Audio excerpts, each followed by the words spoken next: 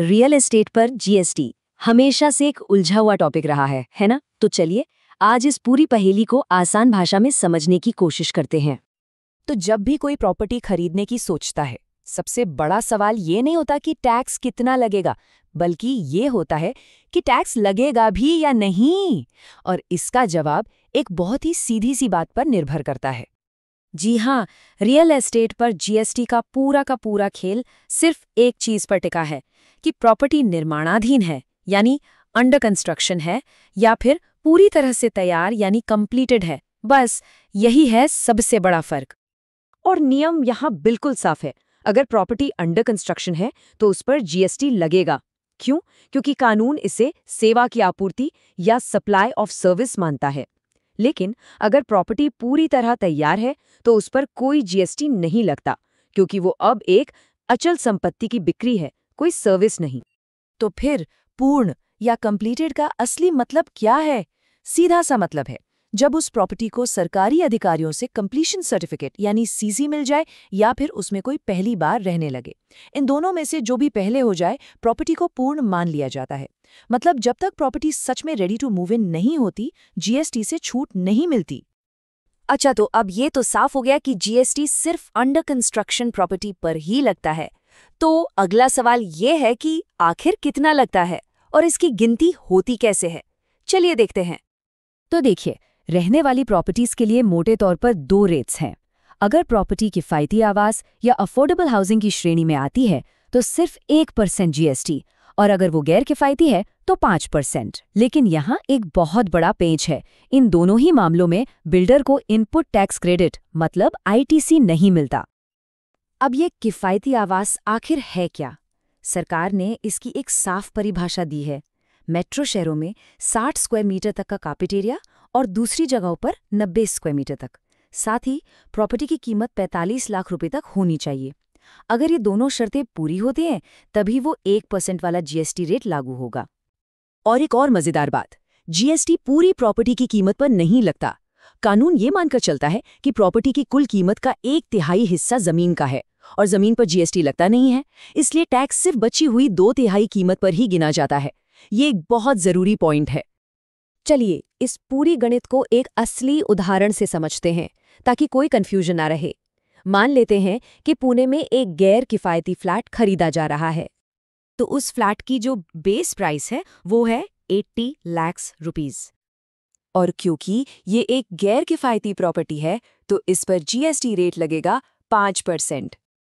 तो 80 लाख पर 5% के हिसाब से जीएसटी बना पूरे 4 लाख रुपए। ये रकम खरीदार को बेस प्राइस के ऊपर देनी होगी। यानी जीएसटी मिलाकर खरीदार के लिए उस फ्लैट की कुल कीमत हो जाती है 84 लाख रुपए।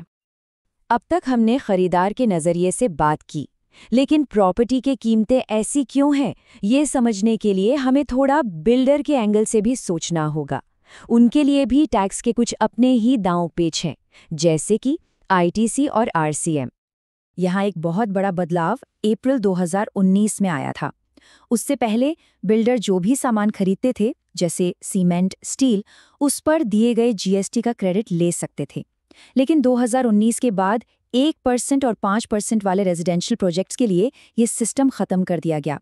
मतलब अब बिल्डर को कोई आईटीसी नहीं मिलता। तो इसका असर क्या हुआ? सोचिए, स्टील पर 18% जीएसटी है और सीमेंट पर 28%। जब बिल्डर को इस टैक्स का क्रेडिट नहीं मिलेगा तो ये पैसा उसकी लागत का हिस्सा बन जाएगा, और जाहिर है ये बढ़ी हुई लागत आखिर में प्रॉपर्टी के बेस प्राइस में जुड़ जाती है। यानी इसका बोझ कहीं ना कहीं घर खरीदार पर भी आता है। एक और उलझावा नियम है रिवर्स चार्ज मैकेनिज्म यानी आरसीएम। आमतौर पर सामान बेचने वाला जीएसटी इकट्ठा करके सरकार को देता है, लेकिन आरसीएम में ये उल्टा होता है। यहाँ खरीदार यानी डेवलपर को ही कुछ खास मामलों में जीएसटी सीधे सरकार को जमा करना पड़ता है, जैसे कि अगर वो किसी अनरजिस्टर्ड डीलर से सीमेंट खरीदता है। तो इतने सारे नियम और शर्तों के बीच गलतियां होना भी काफी आम है। ये गलतियां खरीदार और डेवलपर दोनों तरफ से हो सकती हैं। चलिए कुछ ऐसी ही आम गलतियों पर नजर डालते हैं जिनसे बचना बहुत जरूरी है। सबसे बड़ी गलती, एक ready to move in flat पर जीएसटी चार्ज कर लेना या दे देना। याद रखिए, इस पर जीएसटी नहीं है। दूसरी गलती, जीएसटी की गिनती करते समय जमीन की 1/3 कीमत को घटाना भूल जाना। इसके अलावा बिल्डरों का 1% या 5% वाले प्रोजेक्ट्स पर गलती से आईटीसी क्लेम कर लेना या आरसीएम के तहत जीएसटी जमा न करना, ये सब ऐसी बातें हैं जिनका ध्यान रखना बेहद जरूरी है। तो इतनी सारी जानकारी के बाद चलिए एक फटाफट सारांश देख लेते हैं ताकि सारी बातें एकदम साफ हो जाएं।